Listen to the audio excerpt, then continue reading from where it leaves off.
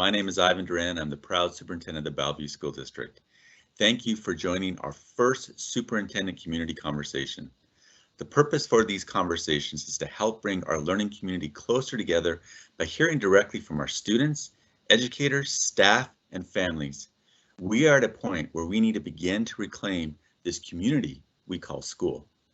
Today, we will be talking about our gradual transition to offering more in-person learning services for students, as well as hearing from some of our students around their experience in the COVID-19 pandemic up to this point. I'm joined by Newport seniors Benji Blatt, their ASB president, and Mickey Kusunose, editor of Nightlife, their student paper. It's great to be here with both of you. So again, thank you so much for joining me in my first community conversation. I want to start by asking you all some questions. Let me first just ask you, how have you been holding up in this nearly year-long pandemic? Hi, thank you for having us, first of all. I've been holding up well. It's been a bit of a struggle, if I'm being honest, not seeing all of my school friends. Yeah, I'm glad I've gotten to still do my schoolwork, and it's okay. It's generally okay. First off, yeah, thank you so much for this opportunity. I've been holding up pretty well. Obviously, remote learning comes with its own challenges, but with the flexibility that I have in terms of my own time, it's been a positive for my time management. So there are good things that came out of it as well. So what do you miss the most from school before COVID-19? For me, I miss a lot of these small conversations that I'll have in the hallways, during the passing periods, during lunch, for example. Those small interactions I have with my peers is something I definitely miss. And also playing in the orchestra, something that I really miss as well. So the thing I miss most from school is probably the people who I only see in school. So they're not my closest friends, but they're definitely people I consider to be real friends. And I just haven't really gotten a chance to catch up with a lot of them. I miss seeing my coaches. I run cross country and track, so I miss seeing my coaches on a day-to-day basis. So from a student perspective, what advice can you give me regarding bringing more students and educators back for in-person learning? The main thing that I would want you to focus on is probably just keeping the students and staff safe, but also thinking about the community, because we're going home and we're interacting with our family and our parents and that sort of thing. So definitely focus on safety, focus on making a seamless transition from online to school. I think my biggest point of advice for you, Dr. Duran, is that safety and quality education they're not mutually exclusive, and that a solution is going to have to incorporate both, and that they come hand in hand. So from a student standpoint, that's something that I would like to see as we transition forward. So if we are able to go back to in-person learning, you mentioned a little bit around some things around safety, but what are some of your other primary concerns that you have right now? My primary concern also kind of has to do with that transition from online to in-person learning, because a lot of, especially Newport kids, are focused on AP tests and are difficult classes. It would be nice to know a seamless transition from online to in-person, and that just means having a lot of details and not having a lot of gray area, so that everything is mapped out and we know exactly what we're doing. I'll jump right off Benji's comment there. I definitely agree with them. And again, because high schoolers, we have 7 classes, typically with 7 different teachers. I think my biggest concern is making sure there's clarity and information on what the logistics will look like, because there's going to be a lot of moving around, a lot of moving pieces, and it would be good to have a clear information on there. Well, congratulations on your senior year. I'm sure this is not what you expected or how you wanted this year to be, but is there anything unexpected about this year that has been a positive for you? And then, what are your plans after graduation? One silver lining from this year for me has been I've gotten more organized, especially with schoolwork. During normal school, I have all my textbooks, all my notebooks, and my computer. So now just having all my information and to-dos on the computer has really helped me procrastinate less. So that's definitely been a positive. As for my plans after graduation, I'm going to college. I don't know what college yet, but definitely moving out. So that's exciting. The one positive thing for me from this pandemic is just having more time on my hands, especially in the afternoons. So I've had more time to practice my violin, or more time to focus on some of my extracurriculars that I can do. So that's been really great for me, and I've really appreciated that. As for my future plans, I'm in the same boat with Benji. I'm planning on going to college. While I don't know exactly where, I'm really excited to see what the future has for me. So now we're going to take this chance to ask you, Dr. Duran, a few questions. So the first question, how do you go about making the decision to return students to in-person classes? And more specifically, what does the safety look like in the school building?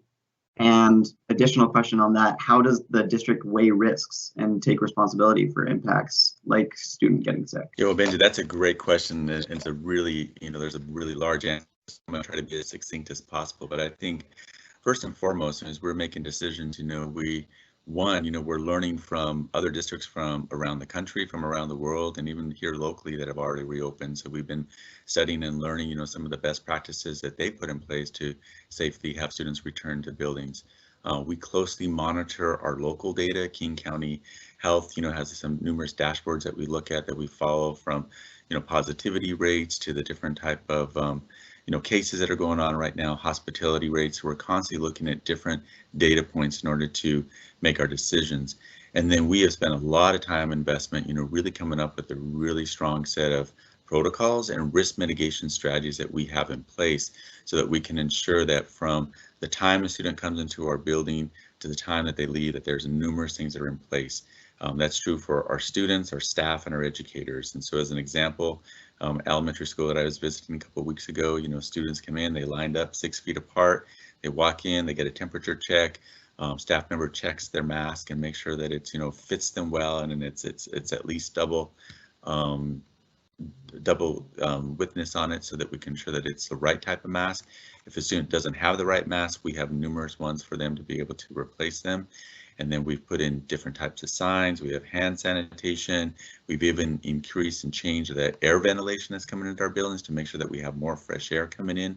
So there are numerous safety things that we have put in place.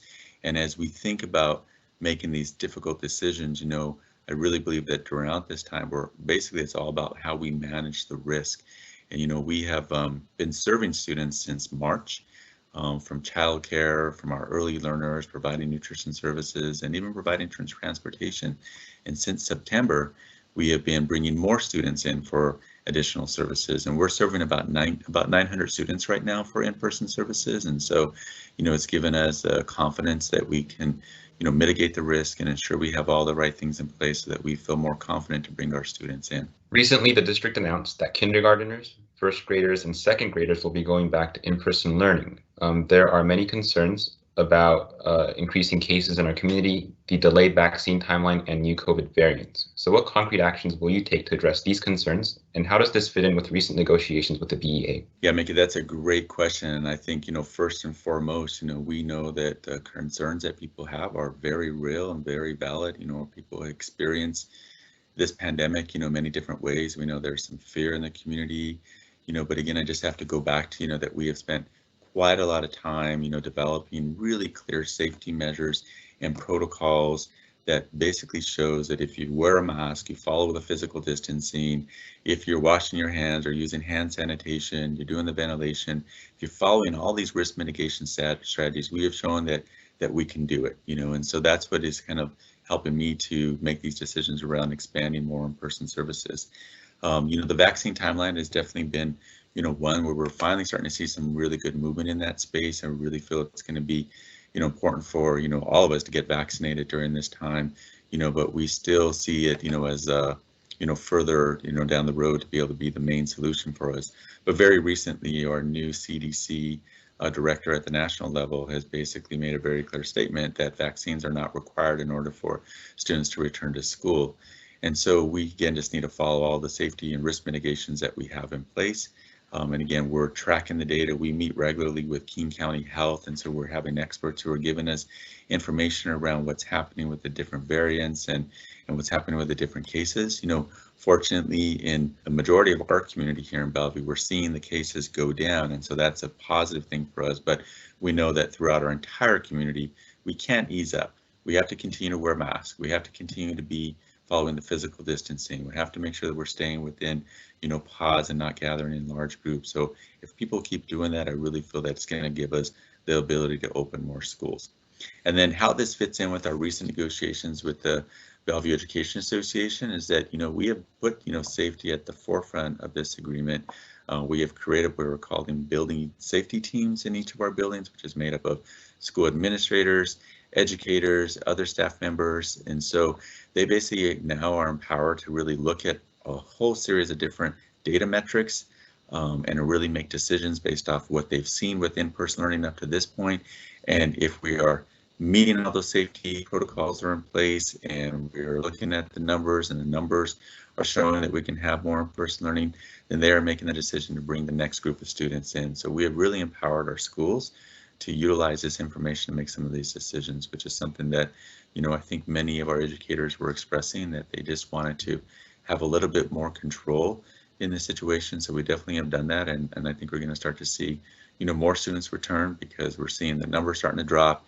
And again, we're seeing our risk mitigation strategies work. So regarding a possible timeline for middle school and high school return, when do you think middle schoolers and high schoolers will be able to go back to in-person learning? Benji, thank you for that question. That's a question that we're hearing from many of our community members now, from many of our students. I think everyone has seen, the case numbers go down. They're seeing the new decision tree, which basically shows that we have the ability to provide more in-person services, to our students. So I would say that, we don't have a specific timeline that we've outlined yet. We're working closely with our education association to make some of these decisions, but I just want to remind everybody that we have been providing in-person services for our middle school and high school students. We have some other memos of understanding that we've created with the association that allows us to expand that. And so we're going to continue to work with our school leaders and school staffs to think about what are some ways that we can further expand services to our students, which could include additional mental health supports. It could include some additional learning. It could even be just, I saw recently there's going to be a district-wide club that's going to be coming out. So I think there's going to be some really good opportunities for us to allow students to start to return following all these different protocols that we put in place. It may not be that uniform return, right away, but I'm hopeful that we're going to be able to have some in-person learning for all of our secondary students before the end of this year. And then I just really think a lot about, both of you and our other seniors, that, have never had the opportunity to be in school, being, upper, class people in your school.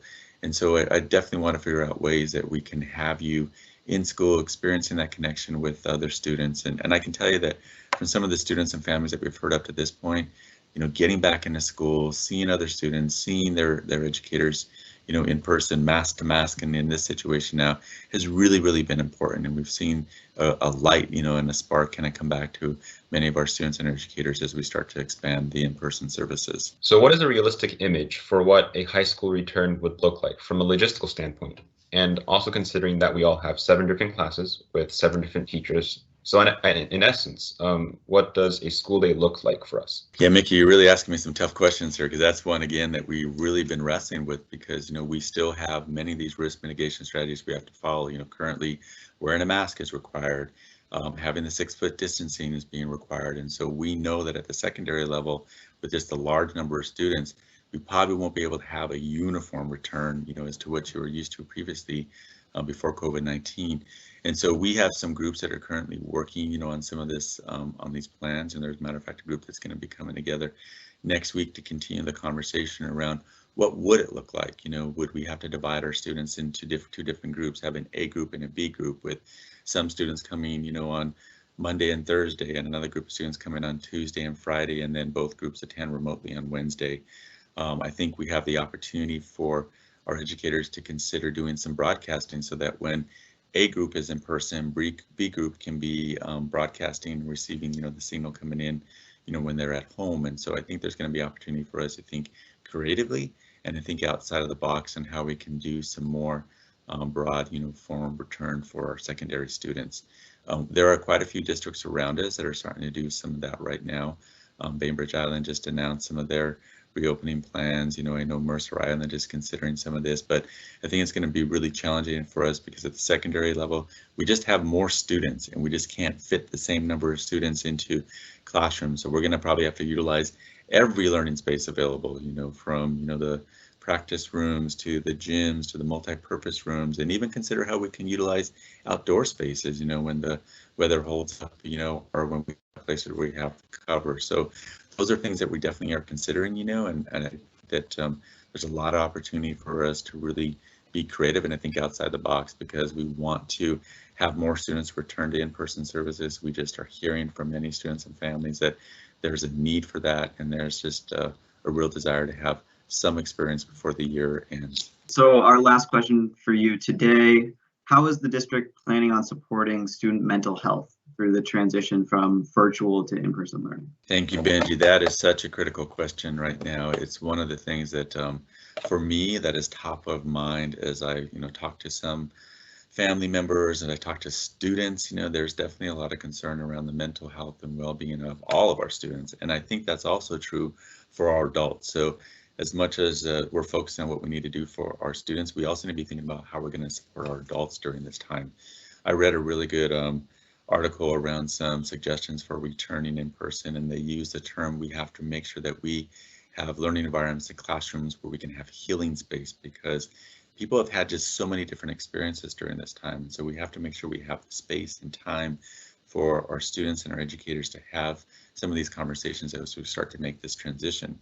But our mental health services team, our counseling team, our counselors, and our educators are just doing a really amazing work right now. We're doing some in-person services for mental health, and we're going to be transitioning so that right now we've had at one of our schools, but we want to transition that so that it's actually in each of our buildings, so that we can provide more support for our students from counselors, in the environments that they're most familiar with. On February 1st, as a matter of fact, we launched a wellness and resilience group for middle school students.